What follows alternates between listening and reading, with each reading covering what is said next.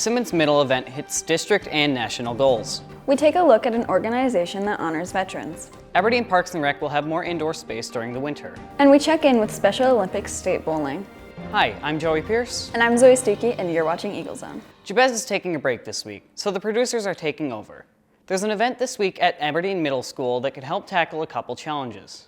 Simmons Middle School is hosting a family STEM night. The night will allow students to show their parents or other family members activities in their school related to science, technology, engineering, and math.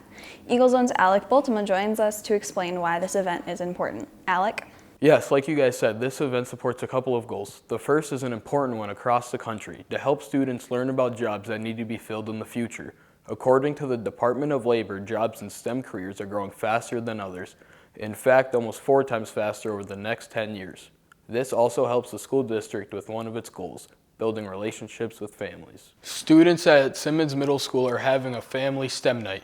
Brittany Conklin and Kristen Ombacher are 2 teachers involved. So we're hoping to have a lot of fun, have students and their families there and enjoying the time together, building, competing. It's one of those positive things about school. I mean, we've got kids that are good at sports, we have kids that are good at art, we have kids that are good at making things. So this is just another activity for them to kind of come and have their parents come and join and bring their families. And not only kids, but those who support them at home. One of our kind of big goals here is to engage families kind of back into the schools and stuff like that. So this was one of the ideas that we kind of came up with to bring people back into the schools. Having families involved in school is really important. It helps the students see how school is important in the lives of everyone involved, makes them feel good about school and allows their families to meet teachers and just feel like school and home are connected. The STEM night is tomorrow, Thursday, November 9th at 6:30 p.m. Simmons students only need an adult with to participate. Thanks, Alec. There are also opportunities for juniors and seniors to explore a career in the military. One of these opportunities is the ASVAB test. The test takes place Wednesday, November 29th at 8 a.m. in room B113. Registration is open now and ends November 15th at 3:30 p.m. There is no cost to take it. The exam is only required if you plan to enter the military after high school. Veterans Day is this week. The holiday is November 11th, but this year that lands on a Saturday. So Central High School will be hosting a Veterans Day ceremony Friday the 10th at 10 a.m. Senator Mike Rounds will be this year's featured speaker. This event will be streamed on the CHS YouTube channel. You can also watch it on Aberdeen's local access cable channel. We also want to take some time this week to talk about a nonprofit organization that honors veterans and offers them an experience of a lifetime. Eagle Zone's Braden Lynn joins us with more details. Braden? Midwest Honor Flight is an organization that brings veterans to Washington, D.C. so they can see memorials dedicated to honoring their service. It has had 17 flights bringing close to 1,500 veterans to the nation's capital. Mission 16 had a substitute teacher on board. We talked to him about his experience. Take a look.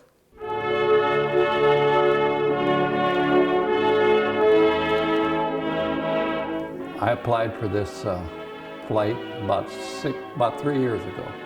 There's still 700 people on the waiting list, but we highly encourage any of you students out there that have a uncle or a dad or a grandfather that are veterans and haven't signed up for it, sign up for it.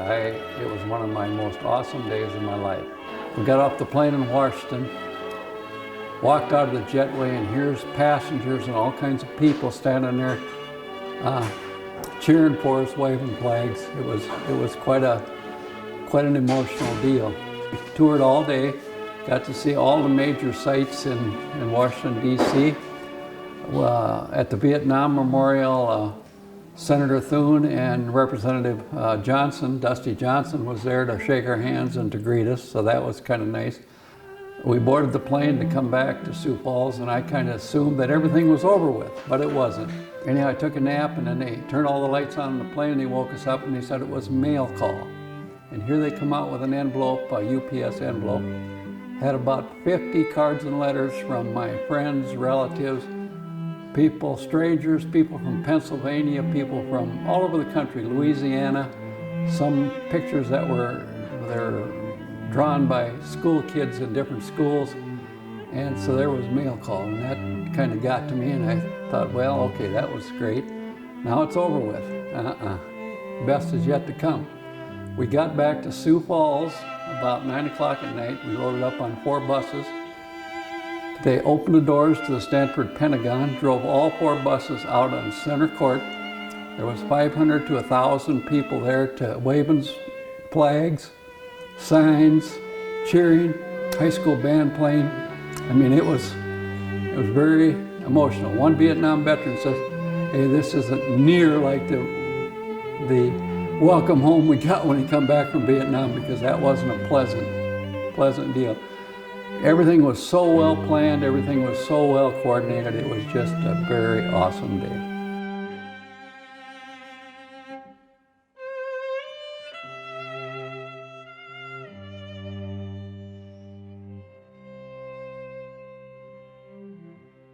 The organization has announced flights for next year. There are 3 coming up in the spring and 2 in the fall. Thanks, Braden, and thanks to Midwest Honor Flight for letting us use some of their pictures and videos in that story. For more information about the nonprofit, you can check out its website at midwesthonorflight.org. Aberdeen hosted area debaters and interpreters in the annual Golden Eagle Cup Invitational. The event included varsity, JV, and novice competitions. On the varsity side, Brianna Woolman is champion in domestic, exempt, and oratory. Ashley Crouch is informed champion. The city is in the process of opening some buildings on the Presentation College campus. The college closed earlier this year, and it has facilities the Parks and Rec Department wants to make available to the public. Just this week, the City Council approved leasing PC's Dome, Soccer Field, and Strode Center.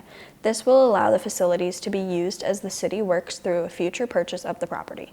Eagle Zone's Evan Hauer checks in with the city to see when you might start using it.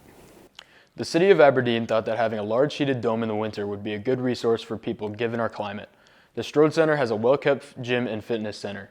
That's a big reason the city wanted to purchase those parts of Presentation College property. So just a lot of advantages there, and the soccer fields as well, to help add to the, as we always term, the quality of life in Aberdeen, and particularly year-round now because we have that indoor space that we can use, particularly in the dome.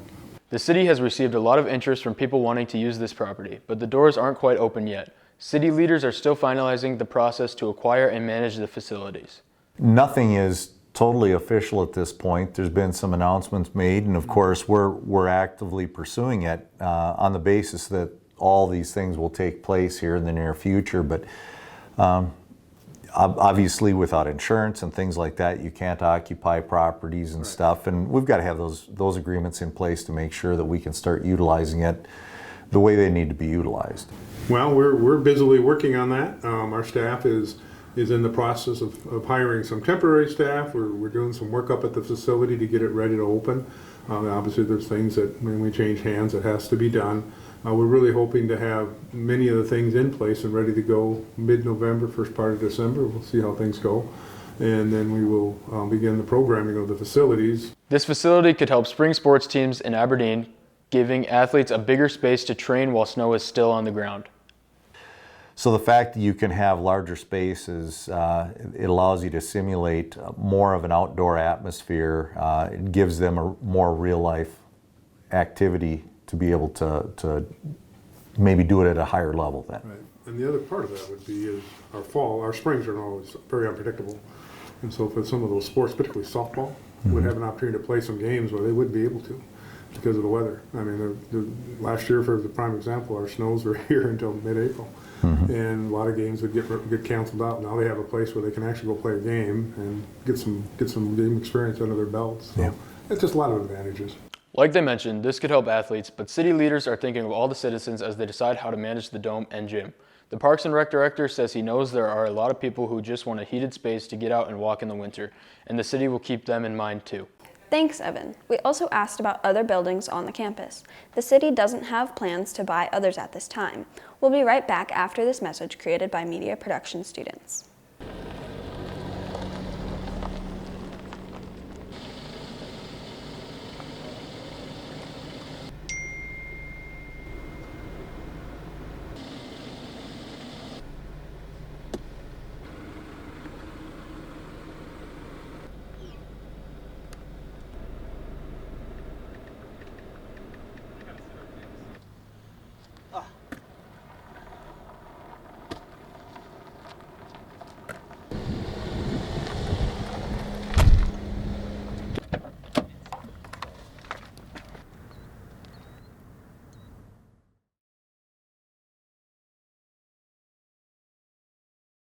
The winter sports season is almost here, and the fall season is almost over. We took someone from Eagles on Live to help out with this week's sports. Courtney? Thank you very much. The volleyball team is looking forward to the playoffs after closing out its regular season.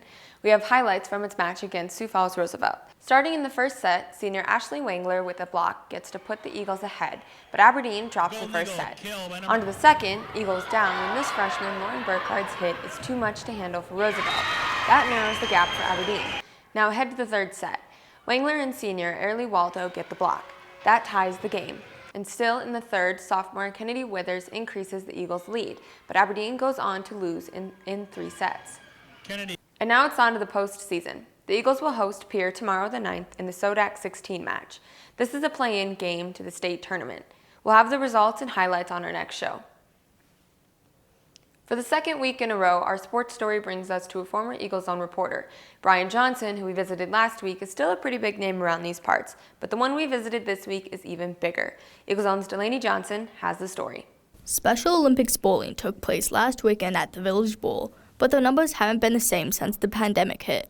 We checked in with them over the weekend to see how they're doing. In fact, we're very excited about our participation this year. Our numbers, I just looked, our singles registration numbers for today were 340 bowlers. I would say we're very close to our numbers pre-pandemic. Last year we were a little bit down. Out of all the people participating, one caught our attention here at Eagle Zone. Because we got a lot of friends and my teammates get together and bowl. Ethan Stockard has been bowling for years and has been enjoying himself. Athletes can participate in the sport as long as they want. So the youngest athletes that are participating today are 8 years old. That's our minimum age. And then we have senior citizens. We'll have athletes in their 60s, maybe 70s participating today. We do not have an upper limit for Special Olympics. What do you think is better, bowling or Eagle Zone? Eagle Zone. There will be another bowling tournament in Rapid City this weekend. Thanks, Delaney. Way to go, Ethan, and all the Golden Eagle Special Olympic bowlers. We'll make sure to follow the Special Olympic athletes throughout the year. Back to you guys. Thanks, Courtney. That's all for this episode of Eagle Zone. You can always watch our stories whenever you want by scrolling down to the Eagle Zone section of the school district website. That's aberdeen.k12.sd.us. We visited Mike Miller Elementary this week, and we leave you with some video from that school. With Eagle Zone, I'm Joey Pierce. And I'm Zoe Stuckey. Have a great week. The same water that fills up this room.